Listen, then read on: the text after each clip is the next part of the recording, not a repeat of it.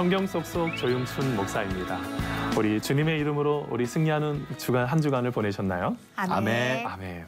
네. 두 분은 혹시 하루 중에 또는 일주일 중에서 자기 자신만을 위해서 온전히 나를 위한 시간으로 보내는 시간들이 혹시 있으신가요? 우리 먼저 우리 승대 씨. 네, 있습니다. 네. 아, 네. 제가 좋아하는 음악을 들으면서 잘하고 계시네요. 찬송가도 네. 들으면서 잘했죠. 그래서 이제 산책을 할 때 어딘가 이렇게 좀 저는 걷는 걸 좋아해서요. 아, 네네. 이렇게 걷다 보면 그게 나만의 시간인 것 같아요. 맞습니다. 간혹 이제 하나님하고 소통도 하고, 네. 간혹 이렇게 걸으면서 힘차게 그냥 막 화살기도도 드리고. 네. 예. 아주 잘하고 계십니다. 우리 소희 씨는 어떻습니까? 저는 다 네. 자는 시간에 아, 근데 저녁에는 저도 피곤해서 그렇죠. 뭐 말씀을 보거나 뭘 하면 너무 졸립더라고요. 그렇죠. 그래서 좀 일찍 자는 편인데 새벽에 일어나면 아이가 일어나기 전에 아무도 일어나기 전에 네네. 그때 한 1시간 정도 혼자 뭐 맛있는 걸 커피 한 잔 하기도 하고 또 네네네. 말씀을 좀 읽기도 하는데 저는 그 아침 시간이 저한테는 하루 중에 가장 조용하고 가장 혼자 저만의 시간이거든요. 네. 아주 좋습니다. 멍생이시네요. 맞습니다. 그럴 수밖에 없어. 그렇죠. 그 시간밖에 시간을 네. 내서 온전하게 나에게 투자할 수 있는 시간이 그 시간밖에 없으니까요. 아주 귀합니다. 한 분 한 분이. 자, 오늘은 바로 나를 찾는 시간에 대해서 우리 함께 살펴보도록 하겠습니다.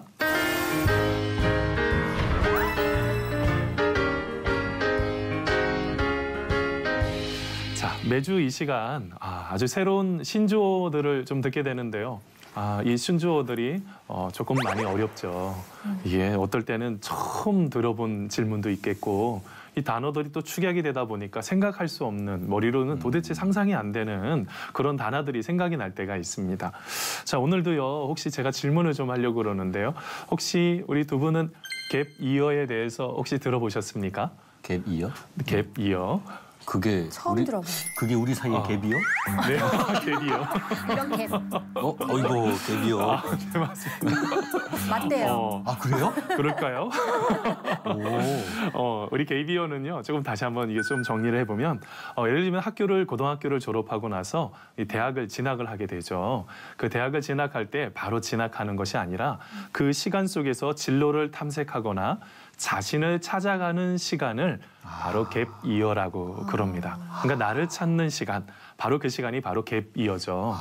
자, 우리가 쉽게 말하면 우리 직장인들이나 학생들을 보면은 직장을 좀 이렇게 쉬거나 아니면 학업을 좀 중단을 하고 자기 자신을 진로를 찾아가면서 아니면 무엇인가를 내가 어떻게 살아가야 될 것인지 함께 고민하는 바로 그런 시간을 갖는 건데요.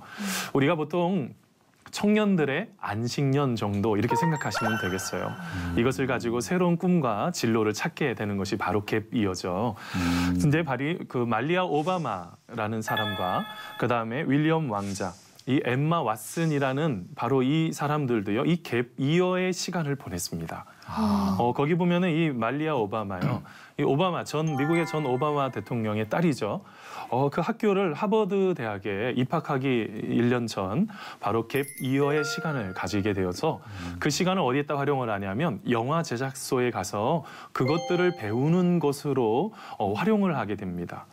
그리고 또한 영국의 그 윌리엄 왕자 있죠.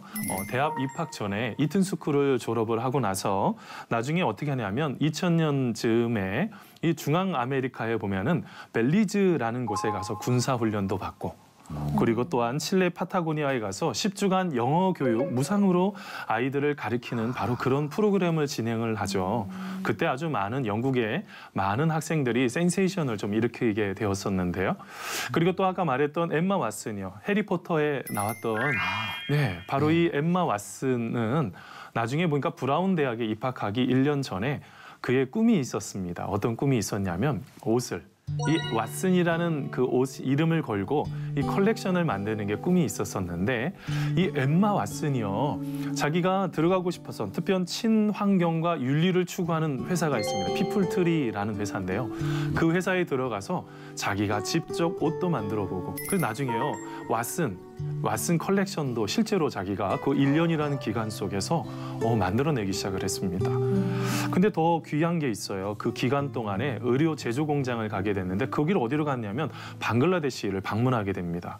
그러면서 이 공정무역이라는 것을 생각을 해보게 되었어요. 이게 뭐냐면 가난한 지역에 있는 사람들의 그 노동을 통해서 이게 지금 그 사람들에게 돌아가는 게 별로 없거든요. 이제 이거를 조금 더 잘 해야 되겠다라는 생각도 갖게 되고 더 의료나 어떤 부분들을 더 건강하게 해야 되겠다는 시간들을 바로 이 엠마 왓슨이 갖게 되었던 것입니다. 바로 이 갭이어라는 시간, 특별히 영국을 포함해서 미국이나 이 다른 지역에도 바로 이 갭이어의 시간을 꼭 어떻게 보면 보장해주는 그런 하나의 제도로서 이렇게 지금 활용을 하고 있습니다. 자, 그런데 우리나라 한국 학생들은 좀 어떨까요? 한국 학생들 이 갭이어의 시간들을 이게 비교해 보면은 이게 똑같이 같지는 못하죠. 근데 제가요 얼마 전에 한 통계를 보고 충격을 받았습니다. 그 몇 해 전에 중고등 학생들이죠. 중고등 학생들이 한 해 동안 학업을 중단하는 숫자가 그러니까 예를 들어 해외에 이렇게 유학을 가는 숫자를 빼고 약 6만 명이나 되는 사람들이 학업을 중단을 한다는 것입니다. 참 아이들이 참 많은 그 스트레스와 많이 쉽지 않은 어려움들을 경험하죠. 대학도요. 점수에 맞춰서 가다가 보니까 이 꿈을 찾지 못해서 아니면 또한 내가 가지 못해서 하는 학생들의 숫자도 34만 명에 이르고요. 그다음에 취업 후 1년 후에 이직률이요 40%에 육박하고 있어요. 우리 예전에 워라밸에 대해서 같이 나눴죠. 이게 집중하기가 참 쉽지 않은 시대를 살아가고 있습니다. 그러다 보니 요새 젊은 아이들이요 쓰는 단어가 있어요. 그게 뭐냐면 이생망이라는 거예요. 이생망이 뭘까요? 이제 생각하다 망치를 약간 비슷하게 가려고 했는데 네. 이게 뭐냐면 이번 생은 마쳤어. 이런 뜻이 있습니다. 참 아이들의 그 아픔의 이야기가 바로 거기에 드러나고 있죠. 그러다 보니 이 친구들은요. 열심히 그냥 부모님이 공부하라고 해서 공부는 했는데 나중에 보니까요. 취미란에 자기가 취미 하나를 적을 수도 없을 정도로 어떨 때는 그 자기의 특기란 그리고 자기 소개란에 무엇인가를 적어야 될 줄을 모르는 바로 그런 세대가 바로 지금의 세대라는 것입니다. 참 쉽지 않은 시대를 살아가고 있죠. 그렇지만 그 아이들에게 우리가 꿈이 무엇이냐라고 질문할 때 꼭 강요할 필요는 없지만 그래도 내가 무엇을 좋아하는지 내가 그리고 무엇을 어떻게 하는 것이 가장 행복한 것인지를 바로 찾아가 줘야 되는 시간이 필요한 거죠. 바로 그것이 바로 갭이어라는 것입니다. 자, 그러면 보통 갭이어는 학생들을 주로 어떤 일들을 할까요? 이 갭이어는 주로 학생들이요 여행을 한다고 그래요. 그리고 봉사도 하고 그다음에 그것을 통해서 어떤 해외 인턴십도 경험하는 것이 보통 갭이어인데요. 아주 오래전부터 많이 활성화된 것들이 있습니다. 그게 뭐냐면 워킹 홀리데이라는 것이 있어요. 그게 뭐냐면 그곳에 가서 일을 하고 돈도 벌면서 언어도 이렇게 습득을 하는 바로 그런 프로그램이 바로 갭이어의 일환 중에서 하나일 것일 것 같습니다. 자, 그런데 바로 이 갭이어 말고도요. 오페어라는 제도가 있어요. 이 오페어라는 제도는 뭐냐면 이 프랑스어로 동등하게라는 제도인데요. 어떤 한 가정에 가서 아이를 돌봐주는 거죠. 아이를 돌봐주면서 똑같이 동등하게 취급도 받고 그다음에 그 대가로 숙박과 일정 급여를 받는 바로 오페어라는 제도가 있고요. 또 하나가요. 우프라는 제도가 있어요. 그게 뭐냐면 예를 들면 어떤 시골에서는 일손이 필요하잖아요. 가서 일을 도와주고 같이 그곳에서 생활을 하는 바로 그 우프라는 그런 프로그램도 있습니다. 이런 모든 것들이 바로 갭이어의 바로 하나의 모양일 수도 있는데요. 근데 국내에서는요, 약간 모양이 조금 달라졌습니다. 아까 말했던 학교를 졸업했던 아이들도 갭이어의 시간을 우리나라는 보장을 하지 않는데 지금 20대와 30대의 직장인들과 그다음에 학교를 졸업한 학생들이 바로 이 갭이어의 시간들을 좀 활용을 하고 있어요. 예를 들면 직장 생활을 하다가 내가 직장을 그만두었습니다. 그러면 어떻게 하는 거냐면 그 시간을 갭 이어의 시간을 가져서 자기 자신을 한 단계 성장할 수 있는, 성숙할 수 있는 바로 그런 시간으로 활용을 하는 것입니다. 바로 그것이 바로 이 갭 이어인데요. 이게 약간 변질은 되어 있어서 또 다른 취업을 하거나 경제적인 이득을 얻는 것도 있지만 그래도 원래 이 갭 이어는 가장 중요한 것이 새로운 경험을 통해서 자기 자신을 하나씩 하나씩 역량을 쌓고 한마디로 말하면 더 나아가서 더 넓은 세계를 경험하는 것이 바로 갭 이어라는 것입니다. 바로 그런 시간들이 꼭 필요하죠. 한 단계 더 성숙하는 시간 말입니다. 자, 그런데 그것은 우리 신앙인들도 바로 그런 시간이 필요합니다. 우리 신앙인들도요, 자기 자신이 한 단계 더 성숙할 수 있는 그런 귀한 신앙의 갭 이어가 필요하거든요. 오늘 말씀이 바로 오늘 볼 시편 39편이 바로 다윗이 인생의 말년에 자신의 삶을 회고하는 가운데 지은 시입니다. 다윗이요, 그렇게 말했어요. 자기의 연한과 종말이 언제까지인지 알게 해서 좀 자신의 연약함을 좀 깨우쳐 주십시오 라고 말을 하고 있어요. 왜 자기 자신을 연약함을 깨우쳐 달라고 했을까요? 우리가 자기 자신이 연약한지 모르면 성숙할 수가 없어요. 내 자신이 늘 한 단계로 늘 잘 되고 있다라고 생각을 하면 안 바꾸려고 하거든요. 근데 내 자신이 좀 연약하면 한 단계 더 성숙하려고 하는 바로 그런 마음들이 생겨나게 되는 것입니다. 자, 그런데 오늘 말씀해 보니까 자기의 연약함을 깨우쳐 달라고 하면서 진실로 각 사람은 뭐와 같이 다닌다고 그러고 있어요? 그림자 같이 다닌다라고 표현을 하고 있어요. 이 그림자라는 것이 허상이고 신기루라는 것입니다. 우리가 잘 다니고 있는 줄 알았는데 나중에 보니까 이 모든 것들이 그림자라는 것입니다. 그러니까 그것을 깨닫고 나서 자신의 연약함을 보게 되는 거죠. 그러면서 6절 중반절에 또 뭐라고 그러냐면 헛된 일로 소란한다라고 표현을 하고 있습니다. 이 소란한다는 게 부산스럽다, 떠들썩하다 이런 의미가 있는데 조금 더 깊은 의미는 으르렁거리다, 신음하다 그런 뜻이 있어요. 이 세상을 살아내려고 하니까 아주 힘든 거죠. 아주 치열하게 생존 경쟁에 이렇게 하다가 보니까 너무너무 힘이 든 것입니다. 그러니까 그 모습을 지켜보면서 아, 너무너무 힘들구나 하면서 자기 자신의 연약함을 또 보게 되었다는 것이죠.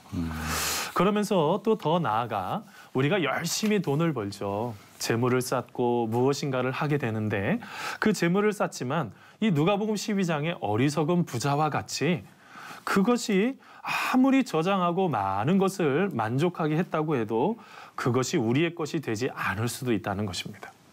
한번 우리 누가복음 12장 20절 말씀인데요. 우리 승대 씨가 한번 읽어주시겠습니까? 누가복음 12장 20절입니다. 네.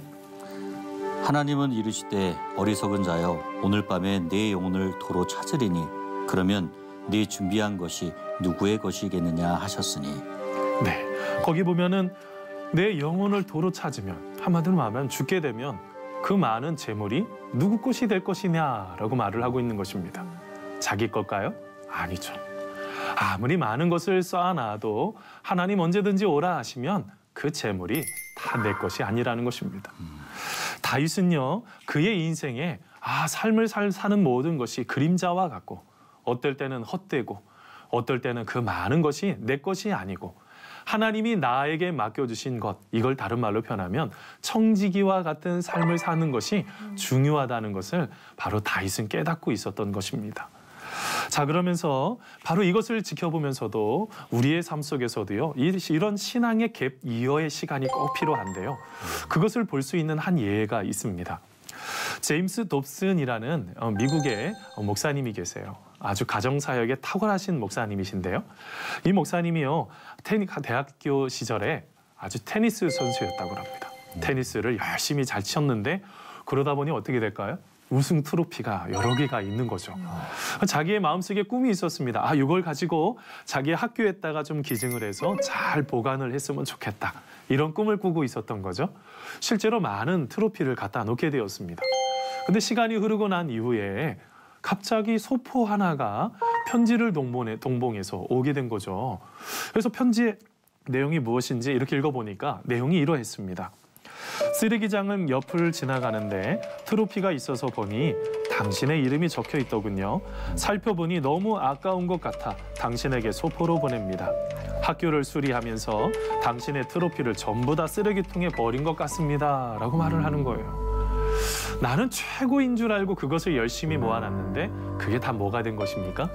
쓰레기가 돼버린 거예요. 참 얼마나 마음이 허무했겠어요. 그때 이 제임스 dobson이라는 목사님이요, 그런 고백을 했습니다.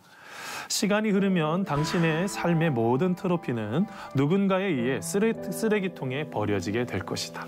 다른 말로 표현하면 우리가 아무리 좋은 것, 아무리 높은 것이라고 할지라도 그런 모든 것들이 다 사라져버리는 것이 된다는 것입니다. 그래서 오늘 말씀의 다윗도요, 5절에요 이렇게 고백을 했습니다. 5절 말씀 우리 소희자매 한번 읽어주시겠습니까? 사람은 그가 든든히 선 때도 허사뿐이니이다. 네, 아멘. 허사라는 게 뭐냐면 이게 입김, 호흡과 같다는 것입니다. 이게 뭐냐면 금방 사라져 버리더라는 것이에요. 오늘 말씀의 다윗은 그가 서 있는 사람이었거든요. 아주 잘 되는 사람이었는데 나중에 보니까 그 모든 것들이 입김처럼, 입김 후 불면 금방 사라져 버리죠. 호흡도요, 금방 사라져 버리죠. 바로 그런 것들, 그래서 어떻게 되냐면 잠시 뒤로 물러설 수 있는 시간들이 꼭 필요하다는 것입니다. 신앙의 갭 이어가 필요하다는 것이죠. 자, 최근에요, 혹시 빅이라는 단어들이 많이 붙어있는 단어들이 갑자기 생겨나는 것 알고 계세요? 혹시 빅데이터라는 단어를 들어보셨죠? 예. 그럴 것처럼 어떤 명칭 앞에 이 빅이라는 단어들을 많이 붙이기 시작을 합니다. 예를 들면 유발 하라리의 사피엔스와 호모데우스라는 책에서 보면 거기 보면 빅 히스토리라는 개념이 나타납니다. 이게 어떤 개념이냐면 우주의 탄생부터 지금까지 아주 광범위한 그 역사 속에서 그 모든 역사를 지켜보겠다는 것이 바로 빅 히스토리고요. 그 다음에 빅 피처가 있어요. 이 빅 피처라는 것은 한 번쯤은 들어보셨을 것 같은데 지금은 조금 힘들고 쉽지 않지만 더 큰 꿈을 위해서 어떤 부분들을 꿈꾸어가는 것들을 빅 피처라고 그러고요. 그 다음에 빅 싱크가 있어요.